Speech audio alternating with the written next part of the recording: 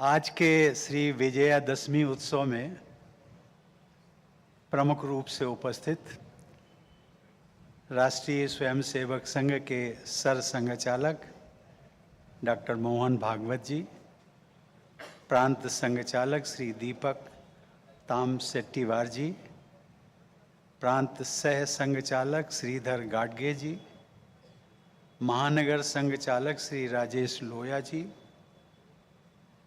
संघ के पदाधिकारीगण,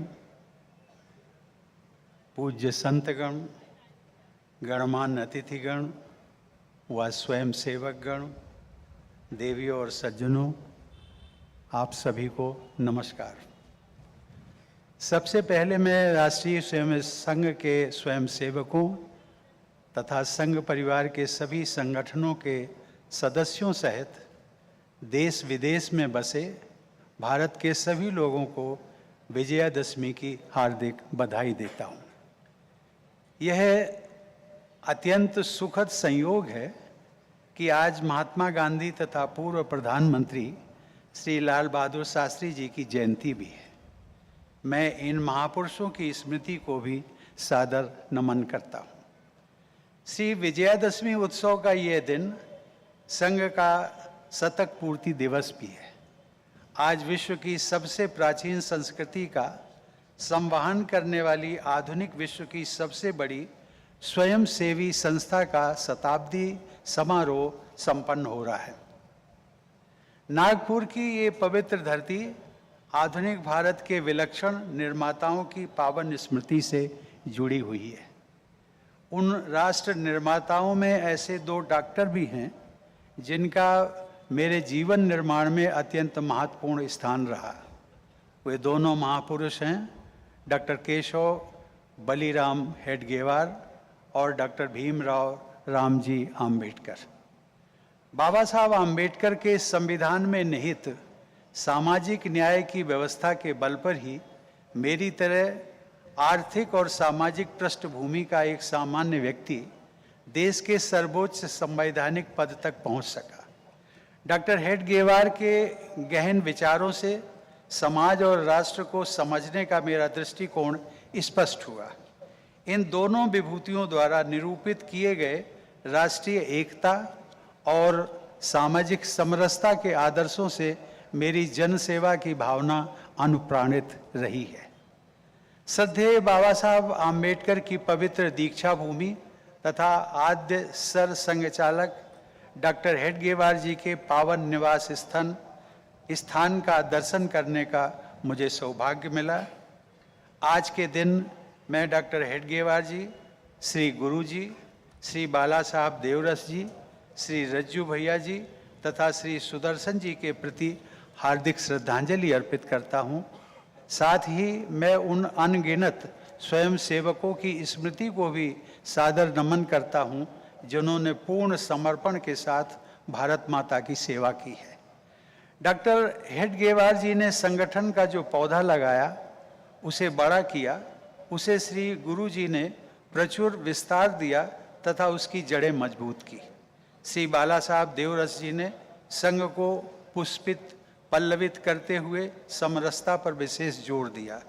रज्जू भैया जी ने स्वाधीनता के बाद के सबसे बड़े आर्थिक बदलाव और उससे होने वाले सामाजिक परिवर्तनों के बीच संघ को मार्गदर्शन दिया। श्री सुदर्शन जी ने राजनीतिक संक्रमण के दौर में सामाजिक और नैतिक बदलावों के बीच संघ के कार्य को आगे बढ़ाया।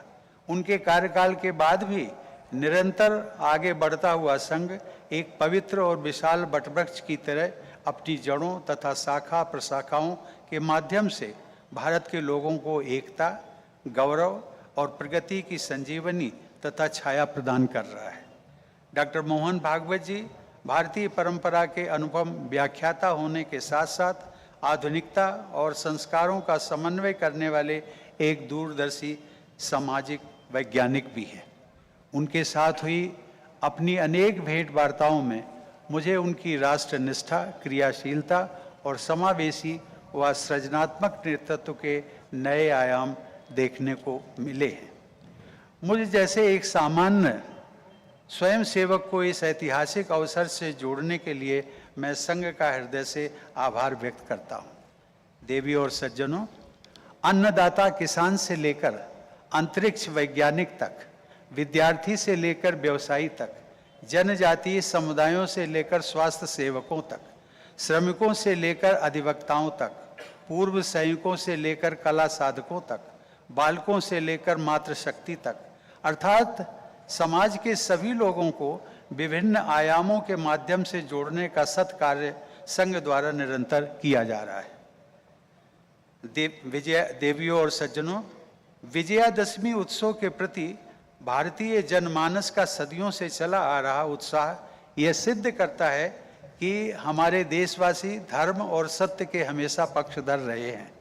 मैं मानता हूं कि आद्य सर संघ चालक डॉक्टर हेडगेवार जी ने संघ के शुभारंभ के लिए सबसे शुभ दिन तो चुना ही, सबसे सार्थक दिन भी चुना। विश्व पटल पर वर्चस्व रखने वाले कितने ही संस्थान, विचारधाराएं, व्यक्तित्व और राष्ट्र 100 वर्षों के काल प्रवाह में विलीन हो गए, यहाँ तक कि विस्मृत भी हो गए। लेकिन राष्ट्र प्रेम और भारतीय आदर्शों की संजीवनी से विधि पूर्वक पोषण ग्रहण करते हुए राष्ट्रीय स्वयंसेवक संघ जितना विशाल हुआ है उतना ही सशक्त भी हुआ है और जीवंत भी हुआ है। डॉक्टर हेडगेवार जी ने एक ऐसे संगठन का सृजन किया जिसकी सरल, सहज और प्रभावी विचारधारा और कार्य पद्धति से उसे अनूठी प्राण शक्ति मिलती रही है। यद्यपि संघ की कोई औपचारिक सदस्यता नहीं होती है, लेकिन संघ के स्वयं सेवकों जैसी निष्ठा भी कहीं नहीं दिखाई देती है। देवियों और सज्जनों, संघ की विचारधारा तथा स्वयं सेवकों से मेरा प्रगाढ़ परिचय वर्ष 1991 के आम चुनाव के दौरान हुआ। कानपुर जिले के घाटमपुर लोकसभा चुनाव क्षेत्र में भारतीय जनता पार्टी का मैं प्रत्याशी बना। उस चुनाव अभियान के दौरान समाज के विभिन्न वर्गों के लोगों से मिलने तथा उनके साथ कार्य करने का अवसर मुझे मिला। जिन सहयोगियों को मैंने सबसे सहज, निष्ठावान और जात पात के भेदभाव से पूरी तरह मुक्त पाया, वो संयोग से संघ पदाधिकारी और स्वयंसेवक ही थे। अभी भी समाज के बहुत से लोगों को ये जानकारी नहीं है कि संघ में किसी भी प्रकार की अस्पृश्यता और जातिगत भेदभाव नहीं होता। मैं समझता हूँ कि समाज के अनेक वर्गों में संघ से जुड़ी ऐसी निराधार भ्रांतियों को दूर करने की जरूरत है। इस संदर्भ में वर्ष 2001 में लाल किले के परिसर में आयोजित एक दलित संगम रैली का मैं उल्लेख करना चाहूँगा। उस समय अनुसूचित जाति मोर्चा का राष्ट्रीय अध्यक्ष था। श्रद्धेय अटल जी प्रधानमंत्री थे। देश में बहुत से लोग संघ परिवार तथा अटल जी को दलित विरोधी होने का दुष्प्रचार करते थे। उस रैली को संबोधित करते हुए अटल जी ने उद्घोष किया था कि हमारी सरकार दलितों, पिछड़ों और गरीबों की भलाई के लिए बनी है। हमारी सरकार मनुस्मृति के आधार पर नहीं बल्कि भीम स्मृति के आधार पर काम करेगी। भीम स्मृति अर्थात भारत का संविधान। उन्होंने यह भी कहा था कि हम भीमवादी हैं अर्थात अम्बेडकरवादी। मैंने अटल जी के उद्बोधन की कुछ बातों को आपके साथ साझा किया। संघ की विचारधारा के प्रति समाज के इस वर्ग में जो दुष्प्रचार प्रसारित किया जा रहा था, उसे दूर करने में अटल जी के उस संबोधन की ऐतिहासिक भूमिका रही है। संघ वस्तुतः सामाजिक एकता और सुधार का प्रबल पक्षधर रहा है और इस दिशा में सदैव सक्रिय भी रहा है। पिछले कुछ वर्षों से मैं अपनी आत्मकथा लिखने का प्रयास कर रहा हूँ, जिसे मैं हाल ही में संपन्न कर पाया। उसे मैंने Triumph of the Indian Republic, मैं फिर रिपीट करता हूँ, Triumph of the Indian Republic, my journey and my struggles, ये मैंने उसका नाम दिया है। पूरी विनम्रता के साथ मैं ये कहना चाहता हूँ कि मेरी जीवन यात्रा और संघर्ष में जिन आदर्शों ने मुझे शक्ति व प्रेरणा दी है, वे भारतीय संविधान और राष्ट्रीय जीवन मूल्यों पर आधारित है। मेरी जीवन यात्रा में स्वयं सेवकों के साथ जुड़ाव तथा घनिष्ठता से मेरे जीवन मूल्यों के कैसे दृढ़ता मिली, इनसे जुड़े प्रसंग भी मैंने अपनी आत्मकथा में शामिल किए हैं। मैं आशा करता हूँ कि इस वर्ष के अंत तक मेरी पुस्तक आप सभी पाठकों तक पहुँच जाएगी। देवी और सज्जनों, मेरा सौभाग्य है कि संघ से जुड़ी महान विभूतियों से मुझे व्यक्तिगत मार्गदर्शन प्राप्त होता रहा। संघ के चतुर्थ सरसंघचालक आदरणीय रज्जू भैया जी ने मुझे जन सेवा और अध्यात्म की पद्धतियों से अवगत कराया। उन्हीं के सुझाव पर मैंने राज्यसभा सांसद के अपने कार्यकाल के दौरान विपश्यना ध्यान पद्धति का अभ्यास शुरू किया। मैंने देखा है कि संघ के कार्यकर्ता भारतीय परंपराओं में निहित निरंतरता और एकता को महत्व देते हैं। श्रद्धेय श्री अटल बिहारी वाजपेयी जी ने मेरी जीवन यात्रा को मूल्य आधारित राजनीति की तरफ मोड़ा और मैं राज्यसभा का सदस्य बना। माननीय नानाजी देशमुख से मिलने का सौभाग्य मुझे कई बार प्राप्त हुआ। उनकी प्रेरणा से संचालित ग्राम विकास के अनेक प्रकल्पों को मैंने नज़दीक से देखा और समझा है। राष्ट्रपति के अपने कार्यकाल में भी मुझे चित्रकूट जाकर उनके द्वारा किए गए व्यापक परिवर्तन को देखने का सौभाग्य मिला। आदरणीय दत्तोपंत ठेंगड़ी जी से श्रमिकों के कल्याण तथा समाज सेवा की अमूल्य शिक्षा मुझे प्राप्त हुई। मुझे डॉक्टर श्यामा प्रसाद मुखर्जी शोध अधिष्ठान में अपनी सेवाएं प्रदान करने का सुअवसर भी मिला। वहां कार्य करते हुए मुझे संघ की विचार प्रक्रिया तथा वर्तमान परिदृश्य में संघ की भूमिका को और गहराई से समझने का सुयोग प्राप्त हुआ। देवी और सज्जनों, मैंने अधिवक्ता, राज्यसभा सांसद, राज्यपाल और राष्ट्रपति के रूप में कर्तव्य निर्वहन करते हुए संवैधानिक मूल्यों को सर्वोच्च प्राथमिकता दी। संवैधानिक मूल्यों को समझने में संविधान के प्रमुख शिल्पी बाबा साहब आम्बेडकर के विचार एक दीप स्तंभ की तरह मेरे दृष्टिपथ को प्रकाशित करते रहे। बाबा साहब ने संविधान की संरचना में राष्ट्रीय एकता को सर्वोच्च प्राथमिकता दी थी। राष्ट्रवाद की भावना हमारे संविधान की धुरी है। मेरे पूर्ववर्ती राष्ट्रपति श्री प्रणब मुखर्जी ने भी वर्ष 2018 में संघ शिक्षा वर्ग तृतीय वर्ष समापन समारोह में अपने संबोधन के दौरान कहा था कि भारतीय राष्ट्रवाद की अवधारणा संवैधानिक राष्ट्रवाद यानी कॉन्स्टिट्यूशनल पैट्रियोटिज्म पर आधारित है। बाबा साहब भी कहा करते थे कि संविधान की व्यवस्था उपलब्ध हो जाने के बाद प्रत्येक समस्या का समाधान संविधान की व्यवस्था के अंतर्गत ही किया जाना चाहिए। मैं एक बाबा साहब का जो अंतिम भाषण था 25 नवंबर 1949 को संविधान सभा में उन्होंने दिया था। उस ऐतिहासिक भाषण के संबोधन में उन्होंने कुछ चिंताएं व्यक्त की थी जो मुझे संघ की चिंताओं और चिंतन में भी दिखाई पड़ती है। बाबा साहब ने अपनी इतिहास दृष्टि से जो सामाजिक कमजोरी संविधान सभा के सामने प्रस्तुत की थी उसे एक अंग्रेजी कहावत में इस प्रकार व्यक्त किया जाता है, united we stand, divided we fall. यानी जहाँ एकता है वहाँ अस्मिता है, जहाँ विभाजन है वहाँ पतन है। डॉक्टर हेडगेवार भी कहते थे कि विदेशियों ने हमें प्रताड़ित करने के लिए हमारे ही भाइयों के हाथों में लाठी पकड़ा दी। हम असंगठित और विभाजित रहे। देवी और सज्जनों,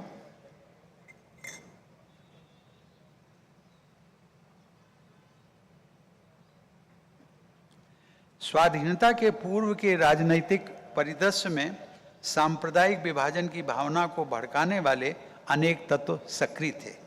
लोगों में सांप्रदायिकता से ऊपर उठकर राष्ट्र प्रेम को प्राथमिकता देने का संदेश प्रसारित करने के लिए बाबा साहब के समकालीन जो नेता थे, अनेक प्रबुद्ध व्यक्तियों का मानना था कि जनता के बीच हम सबको ये जाकर कहना चाहिए कि सबसे पहले हम भारतीय हैं, उसके बाद ही हम हिंदू, मुसलमान, सिख या ईसाई हैं।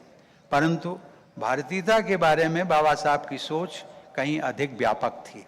वे कहा करते थे कि जनता के बीच हमें ये कहना चाहिए कि हम पहले भी भारतीय हैं, बाद में भी भारतीय हैं और अंत में भी भारतीय हैं। देवी और सज्जनों, मैं मानता हूं कि प्रत्येक भारतीय को संघ के एकात्मता स्तोत्र को अवश्य पढ़ना चाहिए।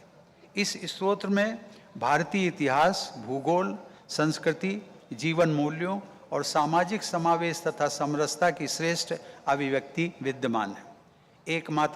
एकात्मता स्तोत्र में महर्षि वाल्मीकि, एकलव्य, संत रविदास, संत कबीर, संत तुकाराम, भगवान बिरसा मुंडा, महात्मा फूले, श्री नारायण गुरु, बाबा साहब भीमराव अंबेडकर आदि प्रातः स्मरणीय विभूतियों का नामोल्लेख संघ की सर्वसमावेशी समाज दृष्टि का प्रमाण है, परंतु ये जानकारी हमारे समाज के बहुत से लोगों तक नहीं पहुंची है। मैं चाहूँगा कि सोशल मीडिया और डिजिटल टेक्नोलॉजी सहित हर संभव माध्यम का उपयोग करके सामाजिक समावेश का संघ द्वारा प्रसारित ये संदेश जन जन तक पहुँचे। भेदभाव रहित भारतीय समाज की परिकल्पना को व्यक्त करते हुए केरल की महान आध्यात्मिक विभूति, समाज सुधारक और कवि श्री नारायण गुरु ने कहा है, जाति भेदम मत द्वेषम एदुम इल्लादे सर्वरोम सोद रतवेन बाडुन मातृका स्थान मानिता। अर्थात एक आदर्श स्थान वो है जहाँ जाति और पंथ के भेदभाव से मुक्त होकर सभी लोग भाई भाई की तरह रहते हैं। सभी देशवासियों को ये जानना चाहिए कि संघ के एकात्मता स्तोत्र में श्री नारायण गुरु जी का संघ के लाखों स्वयंसेवकों द्वारा नित्य स्मरण किया जाता है। इस एकात्मता स्तोत्र का एक श्लोक महिला विभूतियों को भी समर्पित है। आप सब तो उस श्लोक को जानते ही हैं। मैं अपनी श्रद्धा व्यक्त करने के लिए वह श्लोक दोहराना चाहूँगा।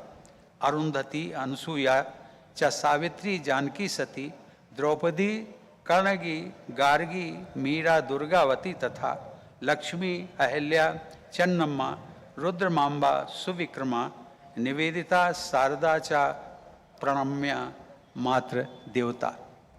इस श्लोक में भी भगनी निवेदिता का उल्लेख अत्यंत महत्वपूर्ण है। भगनी निवेदिता ने आज से ठीक 123 वर्ष पहले 2 अक्टूबर को ही मुंबई में हिंदू महिला सोशल क्लब को संबोधित करते हुए एक महत्वपूर्ण भाषण दिया था। उन्होंने भारत की बहनों से अनुरोध किया था कि वे भारतीय परिवार परंपरा में विद्यमान आदर पूर्ण विनम्रता, सुदृढ़ स्नेह बंधन, बुजुर्गों द्वारा बच्चों का दूरदर्शी संरक्षण तथा बच्चों में आदर भाव और कर्तव्य परायणता के जीवन मूल्यों को बचाए रखें। पंच परिवर्तन अभियान के तहत कुटुंब प्रबोधन का संघ का वर्तमान प्रयास अत्यंत सराहनीय है। पारिवारिक मान्यताओं को अपनाने, परिवार को व्यक्तित्व निर्माण का आधार बनाने तथा परंपरा और संस्कारों की शक्ति को घर परिवार में जगाने का महत्व आज के न्यूक्लियर फैमिली तथा डिजिटल एज के संदर्भ में और अधिक बढ़ गया है। देवी और सज्जनों, महिलाएं हमारी परिवार व्यवस्था में बराबर की सहभागी हैं। संघ की विकास यात्रा में भी यह तथ्य परिलक्षित होता है। आज से लगभग 90 वर्ष पूर्व 25 अक्टूबर 1936 को विजयादशमी के ही दिन संघ द्वारा राष्ट्र सेविका समिति की स्थापना की गई थी। संघ की मान्यता के अनुसार मातृशक्ति का दायित्व है कि वे परिवार निर्माण के साथ साथ समाज और राष्ट्र का निर्माण भी करें। अतीत में भी मातृशक्ति द्वारा ऐसा योगदान किया जाता रहा।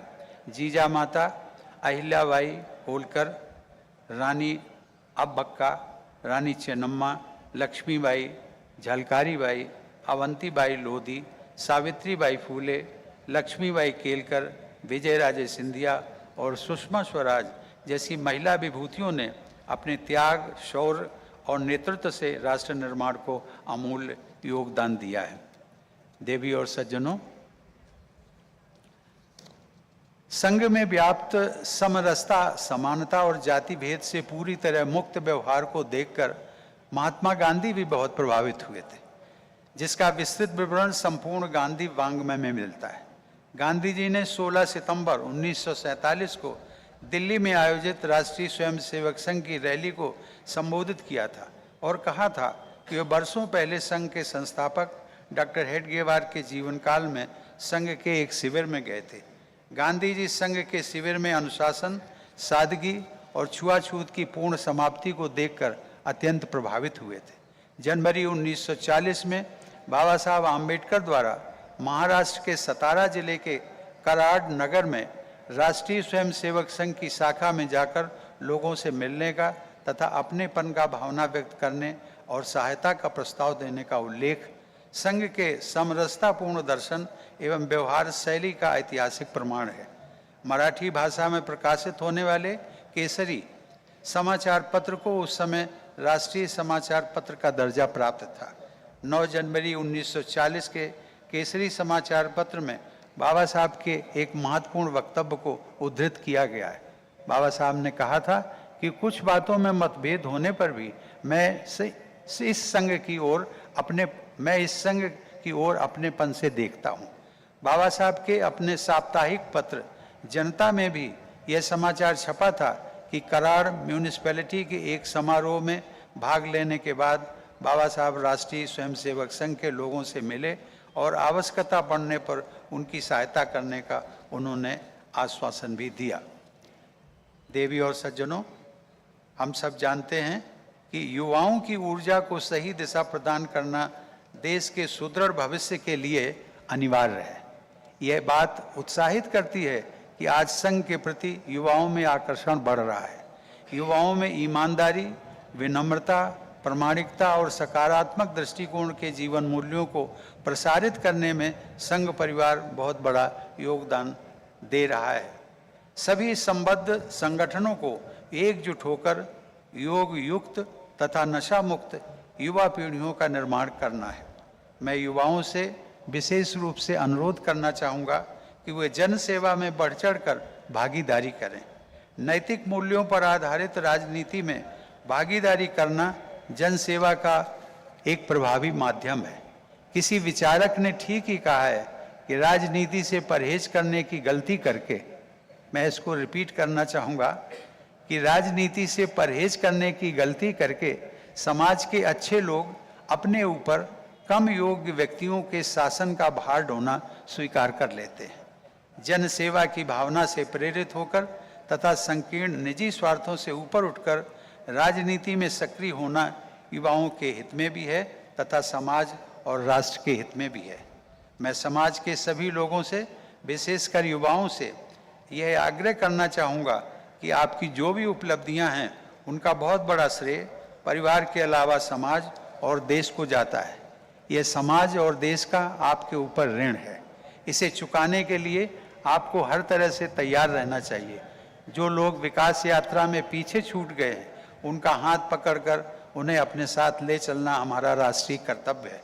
संघ द्वारा चलाए जा रहे पंच परिवर्तन कार्यों में नागरिक कर्तव्य भी शामिल है। हम भारत के लोगों ने सामाजिक न्याय सुनिश्चित करने के लिए संवैधानिक संकल्प लिया है। अंत्योदय की भावना और लक्ष्य के साथ कार्य करके हम अपने नागरिक कर्तव्यों को ठीक से निभा सकेंगे। मैं संघ की शाखाओं में प्रायः गाए जाने वाले एक अत्यंत लोकप्रिय गीत के माध्यम से अपनी बात कहना चाहूँगा। लाखों स्वयंसेवक इस गीत को भली भांति जानते हैं, फिर भी ये पंक्ति मैं दोहराना चाहूँगा कि देश हमें देता है सब कुछ, हम भी तो कुछ देना सीखें। अंत में मुझे विश्वास है कि वर्ष 2047 तक विकसित भारत तथा पूर्णतः समरस और एकात्म भारत के निर्माण में संघ का असीम योगदान रहेगा। मैं पुनः आप सभी को विजयादशमी के पावन पर्व की बधाई देता हुए अपनी बात समाप्त करता हूँ। धन्यवाद। भारत माता की जय।